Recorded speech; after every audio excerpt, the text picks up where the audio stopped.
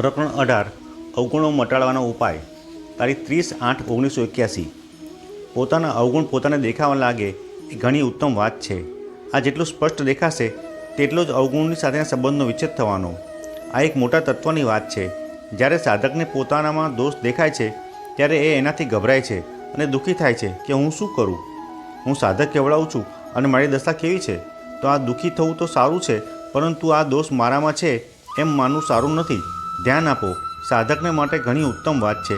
જેમ કે આંખમાં લાગેલા કાજળને આંખ જોતી નથી, પરંતુ બીજી બધી ચીજોને જુએ છે, તે જ પ્રમાણે અવગુણ પોતાનામાં છે ત્યાં સુધી સ્પષ્ટ રીતે જોવામાં આવતો નથી, પરંતુ જ્યારે અવગુણ દેખાવા લાગે ત્યારે સમજવું જોઈએ કે અવગુણ મારાથી કંઈક દૂર થયો છે।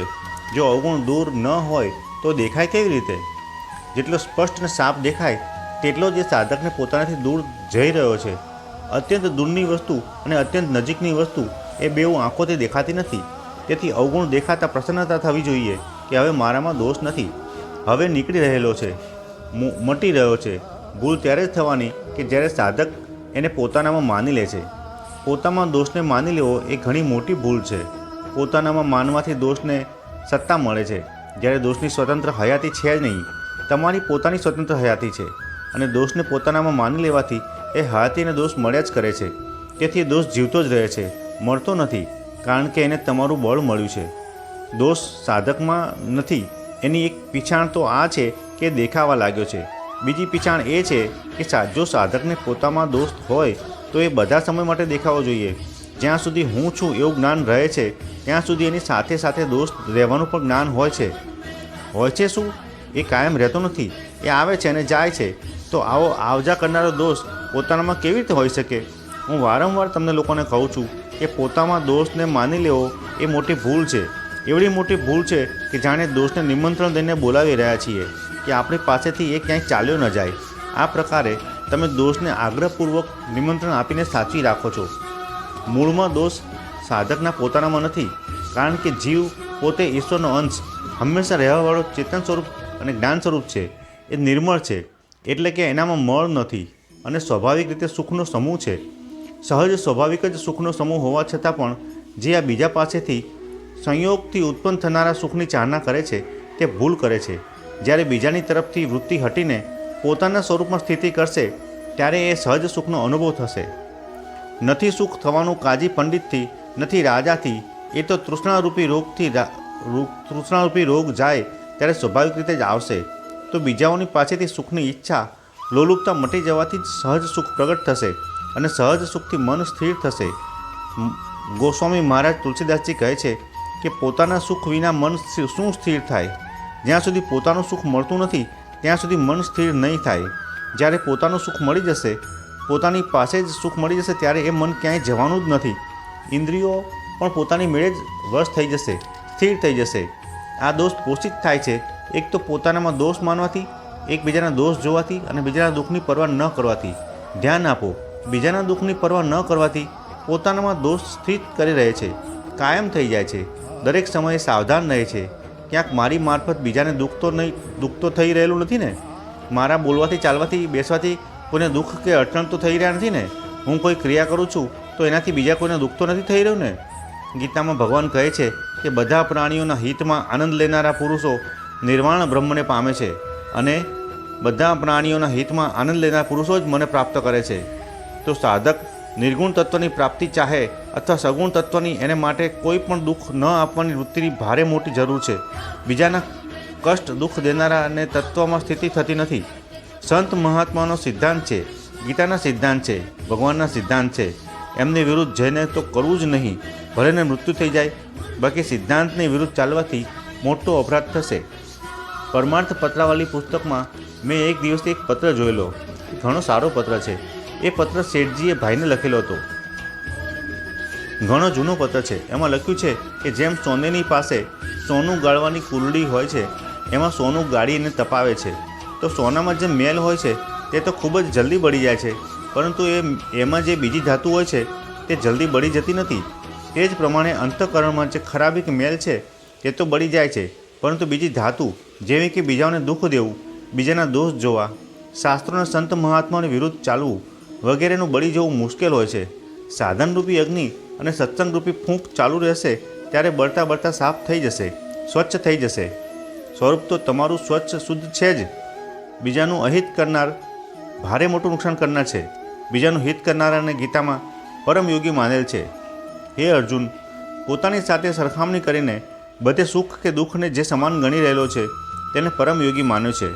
તાત્પર્ય એ છે કે કોઈ આપણી ચીજ લઈ જાય તો આપણને ખરાબ લાગે, આપણામાં દોષ જુએ તો ખરાબ લાગે, આપણી નિંદા કરે તો ખરાબ લાગે છે, આપણો તિરસ્કાર કરે છે તો ખરાબ લાગે છે, આપણા મનની વિરુદ્ધ વાત કરે તો ખરાબ લાગે છે. તે જ પ્રકારે પોતાના શરીરની ઉપમા પામીને વિચાર કરે કે બીજાઓને આવું વર્તન મને ખરાબ લાગે છે તો એવું વર્તન આપણને બીજા સાથે નહીં કરીએ.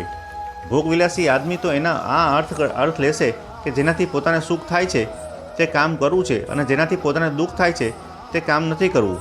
વળી ખરાબ કામ કરનારાઓને ખતમ કરવો છે, હટાવો છે. પરંતુ જે સાધક હોય છે તેનામાં એ સાવધાની હોય છે કે આ જે વર્તન મને ખરાબ લાગે છે તેનો અર્થ એ છે કે હું એવું વર્તન કોઈની સાથે ન કરું અને જે દુઃખ આવે છે તે મારી ઉન્નતિને માટે આવે છે.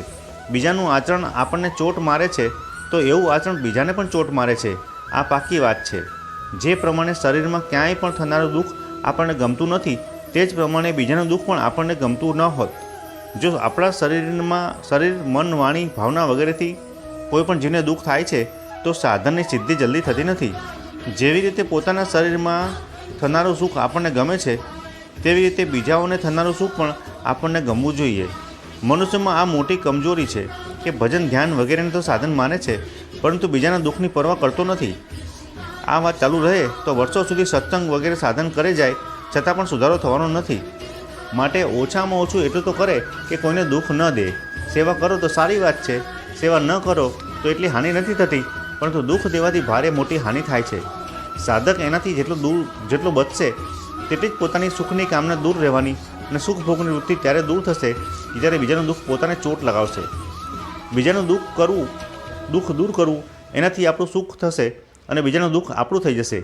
જેવી રીતે પોતાનું દુઃખ દૂર કરવાને માટે મનુષ્યની પોતાની હલચલ હોય છે તેવી જ રીતે બીજાનું દુઃખ દૂર કરવાને માટે પોતાની હલચલ થઈ જાય તો વિષયેન્દ્રિયના સંયોગનું સુખભોગની રુચિ મટી જશે. જ્યાં અને સુધી બીજાના દુઃખની પરવા નથી કરતા અને પોતાનું સુખ લે છે ત્યાં સુધી પોતાના સુખની વૃત્તિ મટવાની નથી. કોઈ કહે કે અમે દુઃખ દેતા નથી તો પછી બીજાના દુઃખ જોવાની શી જરૂર છે? હકીકતે પોતાના જે સુખ બુદ્ધિ છે તે મટાડવાને માટે બીજાનું દુઃખ કેવી રીતે દૂર થાય એવું વિચારવામાં આવે તો પોતાના સુખભોગની વૃત્તિ મટી જાય. આ માટે સંતોના લક્ષણોમાં લખ્યું છે કે પારકાનું દુઃખ જોતાં દુઃખ થાય અને સુખ જતાં સુખ થાય. સુખભોગમાં પણ આ બે ચીજ છે જેને સંતોએ ક્યાંક કનક અને કામિની નામથી તો ક્યાંક દમડી અને ચમડીના નામથી કહેલ છે. પૈસાની આસક્તિ દમડી તરફ અને સ્ત્રીની આસક્તિ ચમડી તરફ હોય છે. આ બેઉ બહુ જ ખરાબ છે. તેથી કહ્યું છે કે માધવ પ્રભુનો મેળાપ ક્યાંથી થાય? ઘરમાં જો બે જોરદાર શત્રુ કનક અને કામિની બેઠા છે. આ બંને ગીતાએ ભોગ અને ઐશ્વર્ય નામથી કહેલા છે. ભોગ શબ્દથી સ્ત્રી અને ઐશ્વર્ય શબ્દથી પૈસાનો સંગ્રહ. જેઓની આ બંનેમાં આસક્તિ છે તેને પરમાત્મામાં નિશ્ચયાત્મક બુદ્ધિ થતી નથી કે પરમાત્માને પ્રાપ્ત કરવાના છે.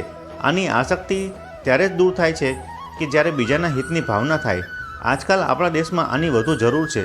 જેમ કે બિકાનેરમાં કદી મનમાં આવે છે કે ઓછા પેદા થાય છે તો બહુ એટલું જ કે મતીરા અહીં નથી પેદા થયા, કારણ કે એ અહીં થાય છે. જ્યારે મતીરા પેદા થતા જ નથી ત્યાં મનમાં કંઈ આવું થતું નથી. એ જ પ્રમાણે આપણા દેશમાં સાધુ અને ગૃહસ્થોમાં ઉપકારી માણસો ઘણા થઈ ગયા છે. આજે એમની ખૂબ ઉભારે ઉણપ થવાથી દેશને ઉપકારી માણસોની ભૂખ લાગી છે. આપણા કારણે કોઈને પણ દુઃખ ન હોય એવું વિશેષ ધ્યાન રાખવાથી આપણી સુખભોગની રુચિ મટી જશે. જે મટી જવાથી આપણી દોષવાળી વૃત્તિઓ બધી મટી જશે. આપણે વૃત્તિઓ તરફ જ ખ્યાલ રાખીએ છીએ, એના કારણ તરફ નહીં. જો કારણની તલાશ કરીને એને મટાડી દઈએ તો બધા જ દોષ મટી જાય.